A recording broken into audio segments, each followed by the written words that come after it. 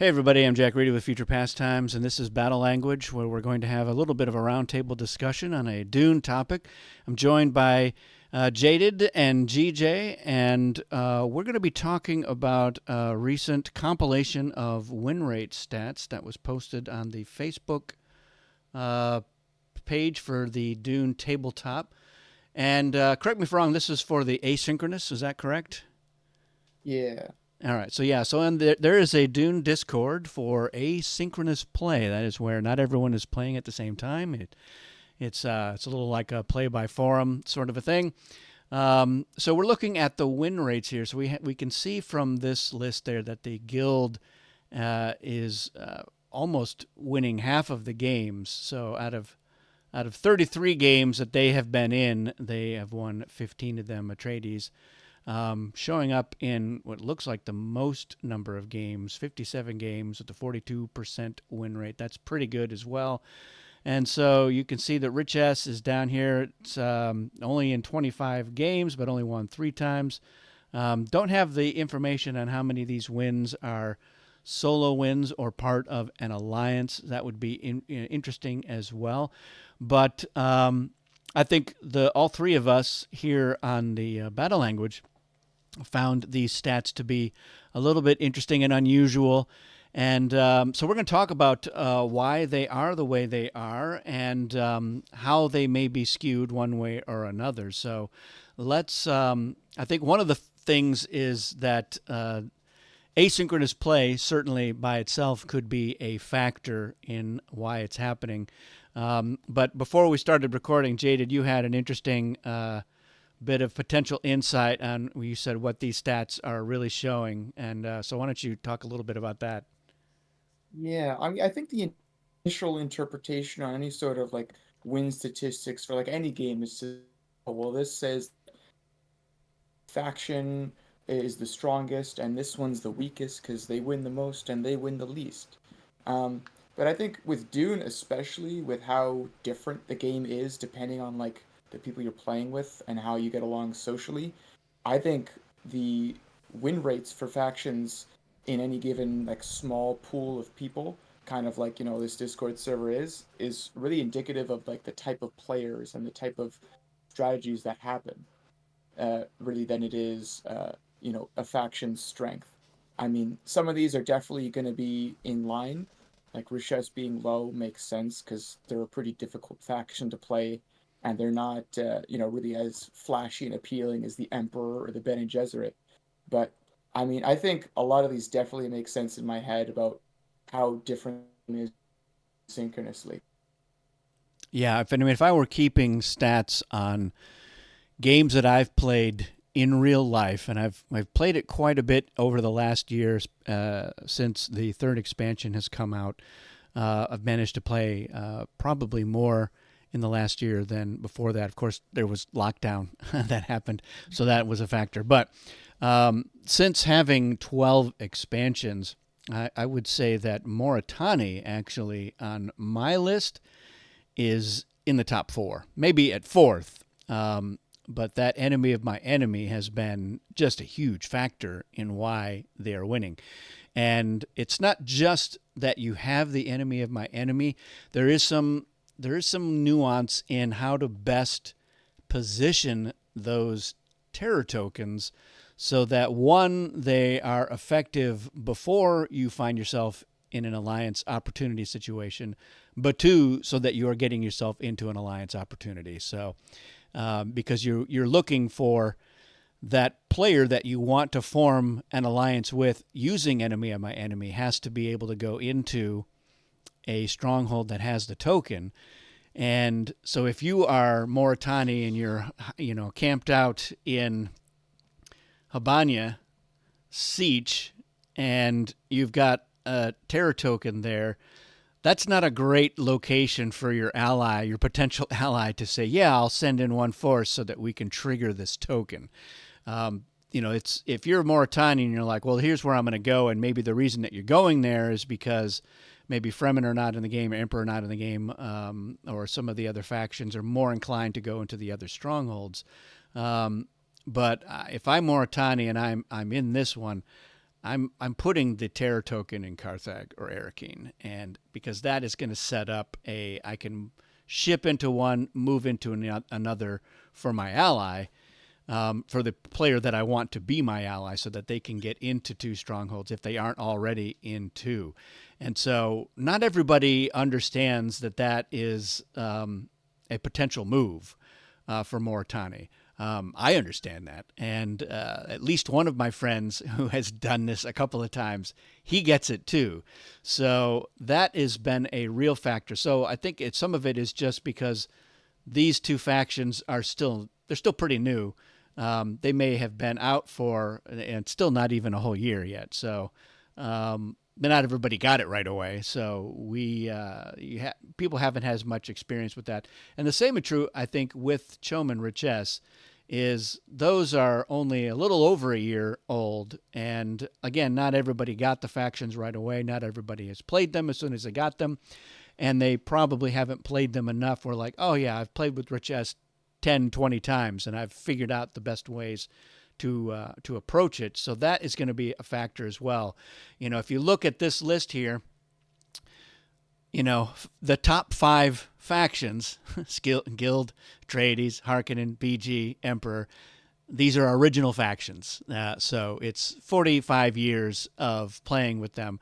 Fremen, further down, that's an interesting thing, and I think worth discussing, although a lot of players, people who've been playing Dune a long time, don't necessarily get a lot of mileage out of Fremen. So they're probably one of the trickier original factions to play effectively because they don't have the income, although they have some offsets. We also don't really know if this is all only advanced. Is there some basic in here? The factions are I certainly think most of them different. are advanced, just I would assume from so, me seeing. but even that has an effect. Some factions fare much better in advanced than they do in basic. Fremen certainly being one of them. So it doesn't surprise me that in our bottom 5 factions, we've got Chom, Riches, Moritani. Ekaz has done pretty well, but only 4 wins out of 14, only 14 games. So that's really not. It's half as many as the Guild, and almost like a quarter of some of the other factions up there. So not really, I think, useful information. 4 games, only 2 games with Moritani, only 3 games with Richet. Not games, only a couple of wins, but only 15 games, 14 games with those. So they haven't played as much. So I'm not surprised that they haven't been doing as well. Chom a little bit more. This is actually probably a fairly reasonable place. Although, again, Chom, once you really have a good sense of how to leverage everything that Chom can do, their win rate, I think, would be much more in line with some of these others. A little bit, probably more in the 4 or 5 range. That's been my experience as well. In fact, when we played that game at Gen Con, Jaded, the win was Chom Riches, and it was a long game, and there were a lot of strongholds there at the end, which was kind of funny. But I've had Chom and Riches win together like 2 or 3 times since then, and so they've got a great synergy together with their alliance abilities. They're probably one of the single best alliances out there. Yeah, it If is. you exclude the obvious ones like Atreides, Bene Gesserit, or Emperor and Guild. Yeah.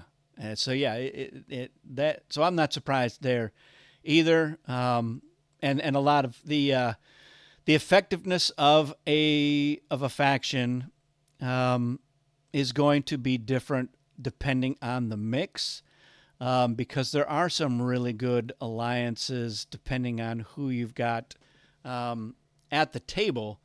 So like Rich S will pair really well with certain factions, a little more obviously than, and not necessarily all of them. Although, to look at my Power Alliance series, you'd think, well, it looks like every possible alliance is a great power alliance, which is kind of the point. And there are ways to make them work, but I think there are obviously some alliances that are going to be stronger. I mean, yeah, this is a very formidable alliance here with the Atreides and Bene Gesserit because they've got that great battle synergy here. And this is a great alliance with they're able to, they can move the cards around. Um, this, the Ixians can be a really great ally with the Harkonnen, with the Emperor, with Atreides, and with these guys as well. Just some more card shenanigans. And so, yeah, there's plenty, and of course, ECAS can be a very formidable ally with just about anybody. The Occupy can be very strong. It has its weaknesses, but I think the strengths outweigh it. So it's the sort of thing where I think if this number here on the Mentat list here, if the guild is in 33 games, let's say it was 233 games and all of them were in there, I'm not sure that this would be the same ranking. Guild Mhm. probably still would do well, and Guild benefits from their win condition, and it's a lot easier for Guild to be a spoiler than it is to be a heroic faction going for the win. That's what everyone else really has to do for the most part. And Guild, whether they're on their own or with an ally, especially with an ally, they just got to go out there and disrupt for 10 turns. And it's it's it's a lot easier, I think, than some of these other possibilities that the factions need to do. Mhm. I will say that in my experience, I think it makes a lot of sense why Guild is the top faction because on the asynchronous games I've played, I found that the level of communication shifts like completely opposite to what normally happens in a game. So you think about a normal game of Dune, most of the talk will be above the table between all the players, and then only a little be specifically secretly between allies. But a sync all of a sudden, because phases are happening over the course of hours or days, there's a lot more time for allies to talk amongst each other, and I've noticed a lot less just general open talk to the party, to the table. And so, I mean, I've noticed a lot of wins have been very opportunistic, and not many people realize it. And it's only once, the guild, for example, has gone last and dropped into that last stronghold, everyone realizes, oh shoot, the guild had a chance here. And even I just finished a game like a couple days ago where just that thing happened. The guild alliance had three strongholds, and then they went last and cross shipped into a fourth and won by overdialing. So those opportunistic wins I find are a lot more common in asynchronous play, at least on that server. Yeah, I also wanted like to raise the point of that bit being data from an asynchronous server can really mean a lot. Like asynchronous gameplay also implies, well, different type of communication or less table talk of whatever deal making you may want. Which factions like Mauritani, besides being really new, also like really enjoy. They really like making deals, making threats. They really like manipulating people. And if you send a message now and someone else will read it in 3 days, it kind of loses its strength, its pathos. The other thing that JD was mentioning in the pre-talk was that you have all the information in an asynchronous game. You can keep records. You effectively are forced almost to keep everything written down somewhere because you cannot expect players to remember stuff from one day to the other. So you can just scroll up, go and look and see, well, what did they play? They played this. So now I can math out everything. And I can quite literally mentat it out every single battle and know for sure what my odds are. And if they're not good, I'm just not doing it. Which explains why factions like, well, Atreides, Harkonnen, or BG are so incredibly high up. Because they just really benefit from knowledge, from any kind of information, and just taking the time to really exploit it.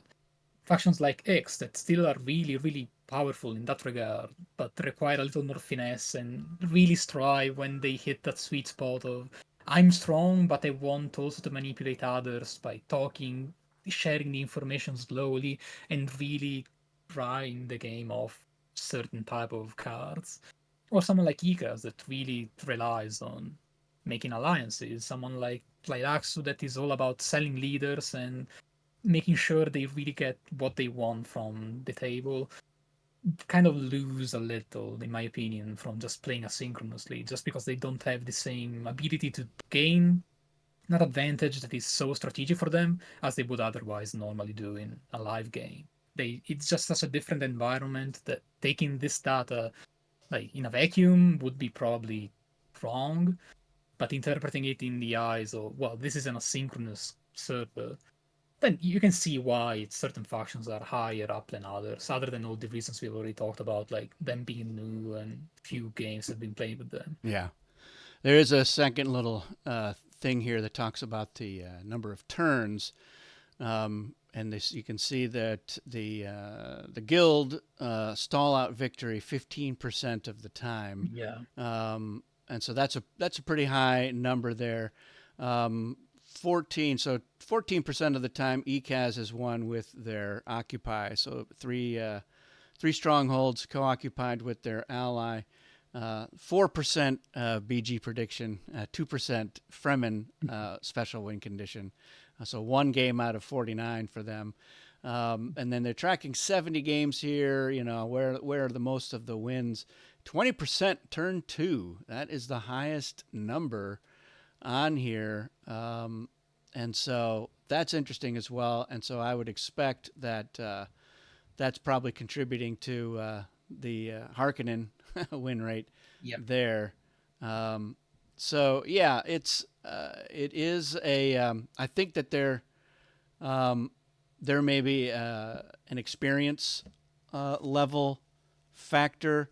Not saying that Mhm. everybody is inexperienced, but if you have one or two players at a game of six players that are less experienced, they're going to miss certain things, and they maybe are not effectively stronghold blocking or making deals, throwing a fight in order to do that. Checking, what's the storm order telling us here with the factions, because that's, I mean, for me, that's the first thing I'm as soon as the storm moves at the beginning of the turn there, the round. Um, I'm thinking ahead to, okay, who's moving last? Where are they now? What do I know about their hand, or how many forces do they have in the tanks? How much spice do I remember them having? What are they going to do? And the different factions, if like, all right, Chome's going last, they're going to be picking up a bunch of spice. They already have 3 or 4 cards.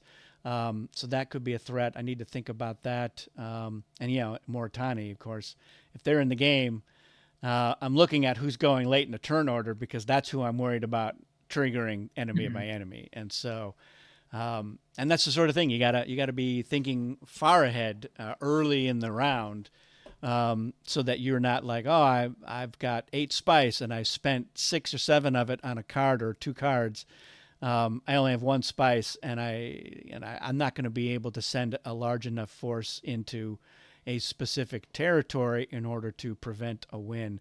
And that's the level of thinking that you need to be at to be more effective. Of course, if you're that smart every round, you're just pushing the guild towards Yeah. their win. So you've got to neutralize them. You got to think about, how do we neutralize the guild? We've got to go for some wins and force them to doom stack in order to stop it. Um, and maybe we spend a Karama on a big shipment to keep them from getting the spice, and that seems like pretty terrible use of Karama. But that's the thing. The really flashy ones, sure, all right, yeah, I've used Karama on the voice for that one battle, and maybe that's it. But if they're not getting 8 spice on a shipment, that might have a bigger impact than you know. So yeah, there's a lot more. There's a lot more that goes into it. So I would definitely want to see um, a lot more games, and more games with the older factions. I mean, these are really heavy with the classic factions. Those are the, we look at this list, and those 6 factions are in the most games. So I think you start mixing it up more with the newer factions, and you're going to find that the classic factions have new things to contend with, and they maybe don't play as well or as successfully as you might think. So these guys have some tricks up their sleeves. You got to get them in there and unleash them and see what happens. So that's my 2 cents. Chris, the Funky Grognard, had asked me to weigh in on what I thought about the stats, and so that's what this video is. We're weighing in. We're giving it some thought. We may be completely off, but my big takeaway is play some more and use the new factions more, and let's really see if because I think this is not a very accurate representation of the potential of all of the factions. So you got to learn. You got to learn what the new boys bring to the action, because they've got some really interesting things that they can do. Everyone's used to these 6, and yeah, you've got decades worth of data and strategy tips for how to effectively make use of them. Not as much experience with the other factions, and that's, I think, a big contributor. So let us know in the comments what your thoughts are. If you've got any other insights or wisdom that you want to share, or your own pet theory on those particular stats, and by all means, jump into those asynchronous games and mix it up and see what you can do to turn these stats on their head. That is it for this one. Thanks, you guys, for participating, and for everyone watching, and we'll see you again soon.